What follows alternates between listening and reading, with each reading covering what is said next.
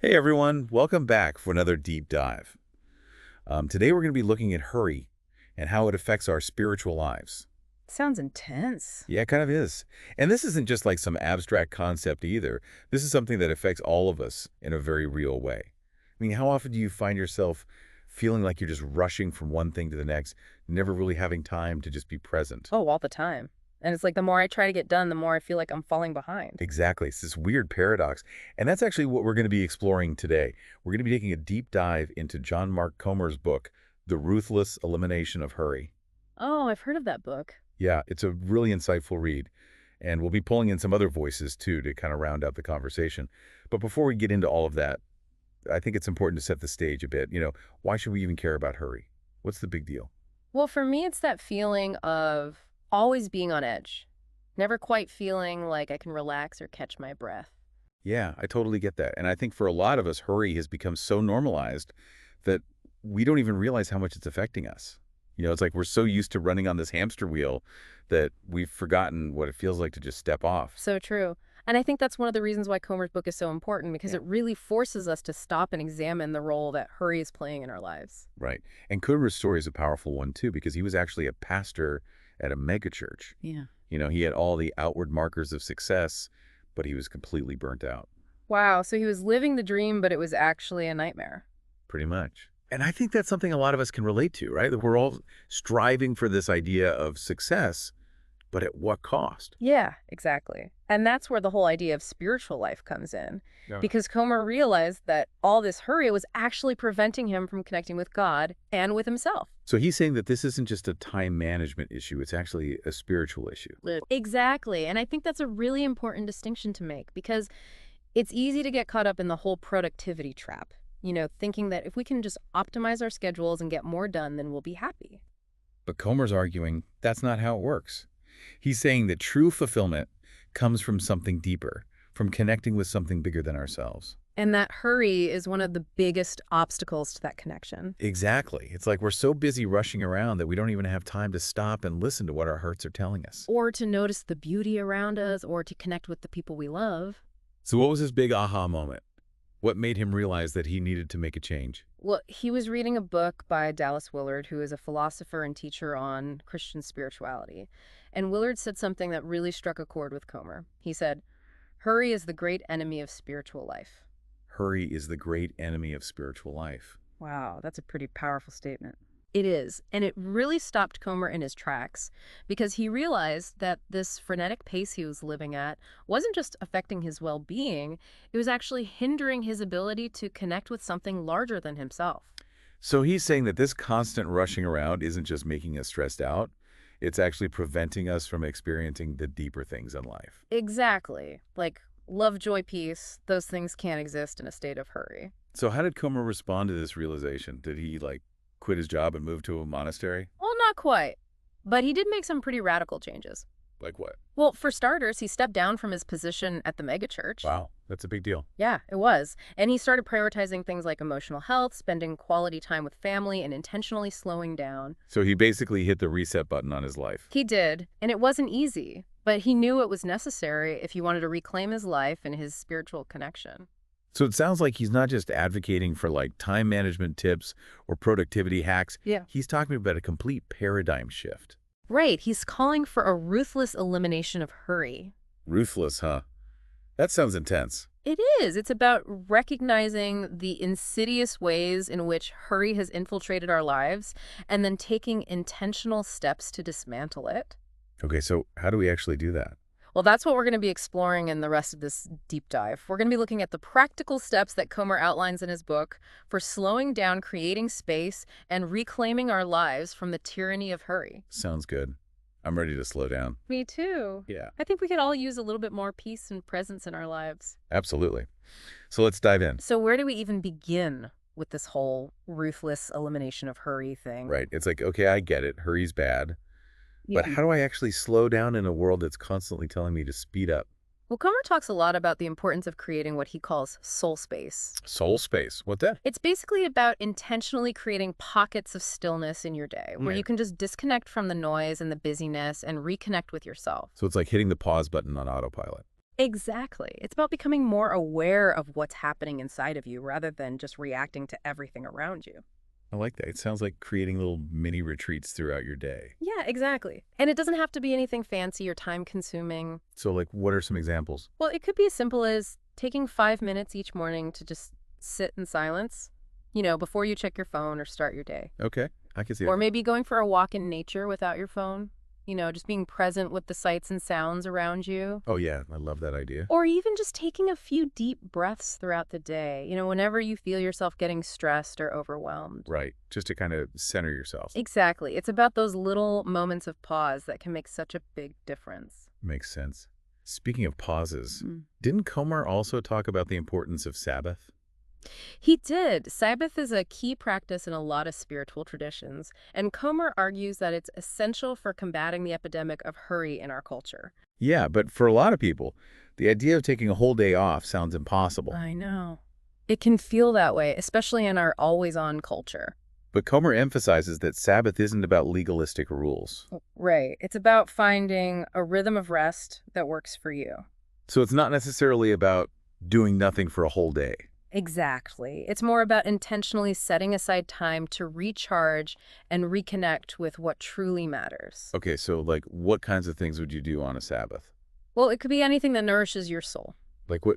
Give me some examples. It could be spending time with loved ones, engaging in creative pursuits, or simply being in nature. I see. So it's about choosing activities that bring you joy and peace. Exactly. And the key is to make it a regular practice. So like every week. Ideally, yes. Cumber talks about the importance of having a rhythm of rest in your life. Kind of like breathing in and breathing out. I like that analogy. It makes sense.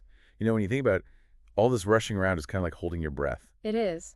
We're constantly in this state of tension and stress. And Sabbath is like finally exhaling, letting go of all that tension and allowing ourselves to just be. Exactly. And that's when we can really start to connect with ourselves, with others, and with something larger than ourselves. This all makes me think of those old dials on radios where you have to slowly tune in to find the right frequency. Like you're trying to find that sweet spot where the signal is clear. I love that analogy. It's like we've gotten so used to living on this static-filled frequency of hurry and busyness, And we've forgotten that there's a whole other frequency out there. one that's filled with peace and joy and connection. Exactly. And all we have to do is slow down and tune in. So how do we do that? Yeah. What are some specific ways that we can tune in to a slower, more intentional way of life? Well, Cumber talks about the importance of paying attention to our emotional health. Oh, yeah. He even mentions that he started going to therapy as part of his own journey of slowing down. He did. He realized that a lot of his hurry was driven by underlying anxiety and a fear of not being enough. So it's like he's saying that we can't address the hurry in our lives without also addressing the deeper issues that are driving it. Exactly. And sometimes we need help to do that. There's no shame in seeking therapy or counseling. Right. It can actually be a really powerful act of self-care. It is. It's about giving yourself permission to slow down and to tend to your emotional wounds. Which can then create space for you to connect with something deeper. Exactly. It's like clearing out the clutter so that you can make room for something new. Makes sense. I Yeah. think a lot of people view therapy as this like last resort. I know, but it doesn't have to be that way. Right. It can be a proactive step towards creating a healthier, more fulfilling life. Exactly. It's about investing in your well-being, and that's Yep. something that everyone deserves. Absolutely. So what else can we do besides therapy to kind of cultivate this slower, more intentional way of life? Well, Coma talks a lot about the importance of simplifying our lives. Simplifying, Yeah. like getting rid of stuff. Well, it can be that, Yeah. but it's more about just becoming more mindful of what we're letting into our lives. So like information consumption commitments, that kind of thing. Exactly. It's about asking yourself, is this really adding value to my life? Or is this just creating more noise and clutter? It's funny because I think a lot of us have bought into this lie that more is always better. Right. Like we need to be doing more, having more, achieving more. But Comer's arguing that that's actually a recipe for burnout. He is. He's saying that true fulfillment comes from simplifying our lives and focusing on what really matters. So it's about quality over quantity. Exactly. It's about choosing depth over breadth. I like that. So how do we actually start simplifying our lives? Where do we even begin? Well, Comer suggests starting with your physical space. Okay, so like decluttering your home. Yeah, that can be a good place to start because our physical environment can really affect our mental and emotional state. Right. Like if your home is cluttered, your mind is probably cluttered too. Exactly. And so by decluttering your space, you can actually create a sense of calm and clarity in your mind. Okay, I can see that. Yeah. So what else can we simplify besides our physical space? Well, Comer also talks about simplifying our digital lives. Ah, yes. The digital detox. Well, it doesn't have to be a full-on detox, but it's definitely important to be mindful of how much time we're spending online. Right, because it's so easy to get sucked into that vortex of social media and news and entertainment. It is, and it can be really draining, both mentally and emotionally. So what are some practical tips for simplifying our digital lives? Well, Comer suggests things like setting limits on your screen time. So like maybe only checking social media a couple of times a day. Exactly. Or maybe having certain times of day where you completely disconnect from all technology. Oh yeah, like a digital Sabbath. Exactly. Yeah. That's a great idea. He also suggests unsubscribing from email lists that you don't actually read. Oh yeah, those are the worst. They are, and they just add to the noise and clutter in our inboxes. And in our minds. Exactly. So by simplifying our digital lives, we can actually free up more time and energy for the things that truly matter. Makes sense.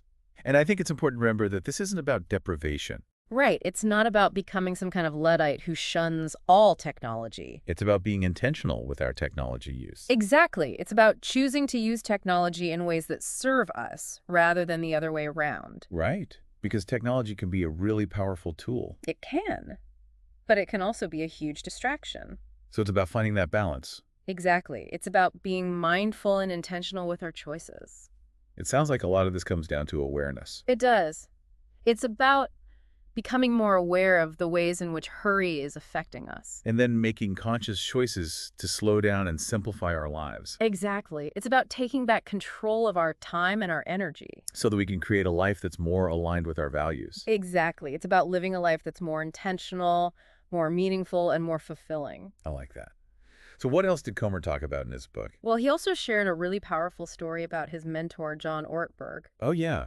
What was that about? Well, Ortberg was struggling with the same kind of busyness and hurry that Comer was. And so he called up his mentor, Dallas Willard, for advice. Dallas Willard. The guy who said, hurry is the great enemy of spiritual life. The one and only. So what did Willard tell him? Well, he said, you must ruthlessly eliminate hurry from your life. And Ortberg was like, okay, what else? But Willard just repeated himself. He said, there is nothing else. Hurry is the great enemy of spiritual life in our day. You must ruthlessly eliminate hurry from your life. Wow. So he was really emphasizing that point. He was. He knew that hurry was a serious problem. And that it was preventing people from experiencing the fullness of life. Exactly. And I think that's a message that we all need to hear. Absolutely, Huh? because hurry is insidious. It is. It creeps into our lives in all these subtle ways. And before we know it, we're caught in this cycle of busyness and stress. And we've lost touch with what truly matters. So Comer's invitation is to wake up to the ways in which hurry is affecting us. And to start making choices that lead us toward a slower, more intentional way of life. So that we can reclaim our lives and reconnect with what truly matters. I love that. It's interesting. We've been talking about this idea of hurry as a pathogen and how it infects our souls. But I think it's also important to recognize that hurry is often a symptom of something deeper. Okay. Like what? Well, Comer talks about how hurry can be a sign of fear, insecurity, or a need for control. I can see that. Yeah. Like if we're afraid of failing, we might try to outrun our fear by staying busy. Exactly. Or if we're feeling insecure, we might try to prove our worth by achieving more and more. And if we have a need for control, we might try to micromanage every aspect of our lives. Which, of course, just leads to more stress and hurry. It's like a vicious cycle. It is, and that's why it's so important to address those underlying issues. So it's not enough to just try to slow down. We also need to do some inner work. Right. We need to figure out what's driving our hurry in the first place. And then address those root causes. Exactly, because otherwise we're just putting a Band-Aid on a bullet wound. Comer also talks about how our culture is complicit in this epidemic of hurry. Oh, yeah, for sure. We're constantly bombarded with messages that tell us to go faster, do more, achieve more. It's like we're living in this perpetual state of FOMO, fear of missing out. Totally. And social media definitely doesn't help. It's like everyone's trying to outdo each other with their busyness. It's exhausting just thinking about it. It is. Yeah. But Comer reminds us that we don't have to buy into that narrative. Right. We can choose to create a different kind of life for ourselves. A life that's more aligned with our values. And that's more focused on what truly matters. So if you're feeling overwhelmed and stressed out and disconnected, Take heart. There's another way. it starts with recognizing the problem. And then taking intentional steps to slow down and simplify your life. It's not easy. But it's so worth it. And remember, you don't have to do it alone. There are people who can help you along the way. Like therapists, coaches, mentors, spiritual directors. And of course, there are books like Comer's that can offer guidance and support. So if you're ready to break free from the tyranny of hurry, Take that first step. you won't regret it. What really stuck with me from all this was the way Comer talked about love and hurry. You know how he said that all of his worst moments as a husband, a father, and a pastor were when he was in a hurry. Yeah, that's powerful because it really highlights the cost of hurry. You know, we think we're saving time by rushing around, but we're actually sacrificing something far more precious. Our relationships, our Mhm. connection with ourselves, our ability to be fully present in each moment. And that's something that we can never get back. So true. So if there's one thing I hope people take away from this deep dive, It's that slowing down is an act of love. love for ourselves, love for others, love for God, And when we choose to slow down, we're choosing to live a more loving and fulfilling life. what about you? What was your biggest takeaway? I think for me, it's the reminder that hurry is a choice. It's not something that's imposed on us from the outside. It's a decision that we make every day and every moment. And so we have the power to choose differently. We can choose to slow down, to simplify, to create space for the things that truly matter. And that's incredibly empowering. It is. It means that we're not victims of our circumstances. We're creators of our own lives. And that's a beautiful thing. If slowing down is the key to unlocking a deeper, more fulfilling life, what one small step can you take today to begin eliminating hurry from your life? We hope this deep dive has given you some food for thought and some practical tools to help you on your journey. Thanks for joining us.